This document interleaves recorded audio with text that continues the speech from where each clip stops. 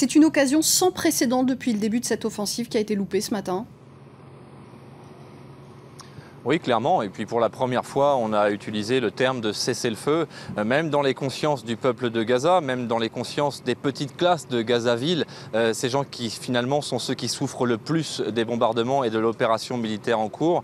Le terme de cessez-le-feu signifie quelque chose. Et on s'en est rendu compte, on a été surpris d'ailleurs, hein, disons-le, lorsque ce matin, dès 8 heures, dès l'horaire officiel du cessez-le-feu, nous avons vu les Gazaouis sortir de manière beaucoup plus confiante que lors des trêves annoncées précédemment. Au cours des dernières semaines, le terme de trêve humanitaire a été prononcé très souvent. Les Gazaouis étaient beaucoup plus timides. Ce matin, nous nous sommes rendus avec Gallagher Fenwick, mon confrère anglophone, sur le port de Gaza-Ville. Les pêcheurs étaient à l'œuvre quasiment immédiatement après l'annonce du cessez-le-feu, comme si ils y croyaient réellement. Et alors qu'ils étaient en mer, vous l'avez vu dans le reportage, ils ont compris que c'était une nouvelle désillusion.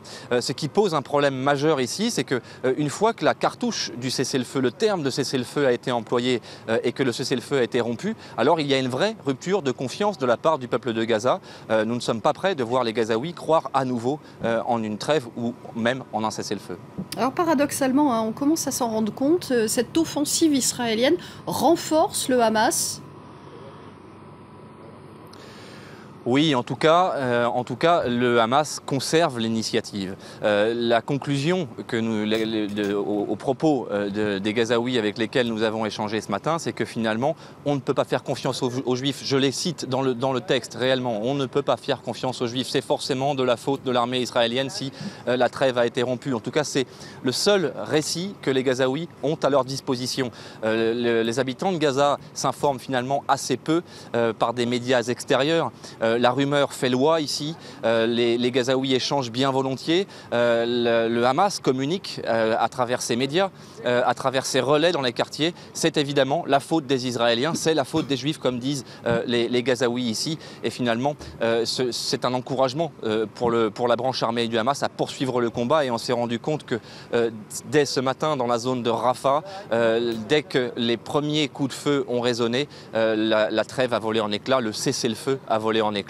Et c'est traduit par, encore une fois, des dizaines de morts, selon les sources, 30, 70 ou 100.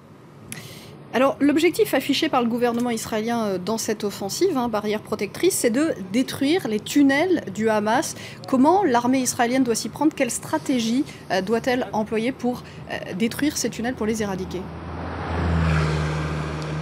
Écoutez, c'est tout simplement celle qu'elle met en œuvre en ce moment, c'est-à-dire s'installer sur le territoire de Gaza, conquérir du territoire, comme ça a été le cas ces derniers jours, ces dernières semaines. Nous avons vu l'armée israélienne s'installer progressivement dans la bande de Gaza, jusqu'à réduire la bande de Gaza à une bandelette, encore une fois, une expression très utilisée ici dans les rues de Gaza. Il faut fouiller, il faut enquêter, acquérir du renseignement. C'est le travail que réalise l'infanterie sur le terrain, les forces spéciales israéliennes également. Une fois que ces tunnels sont découverts, alors ils sont détruits à l'explosif, mais il est tactiquement, militairement et donc politiquement totalement illusoire de penser que l'appareil militaire du Hamas sera totalement détruit par une opération israélienne qui ne verrait pas une occupation totale de la bande de Gaza. Et c'est ce qui terrifie les Gazaouis ici. Ils savent que 40% de leur territoire est déjà occupé par l'armée israélienne. Ils ont bien compris que sans une occupation totale, l'armée israélienne ne pourra pas détruire totalement l'appareil du Hamas. Ils redoutent cette occupation totale. Merci beaucoup Mathieu Mabin en direct de la bande de Gaza.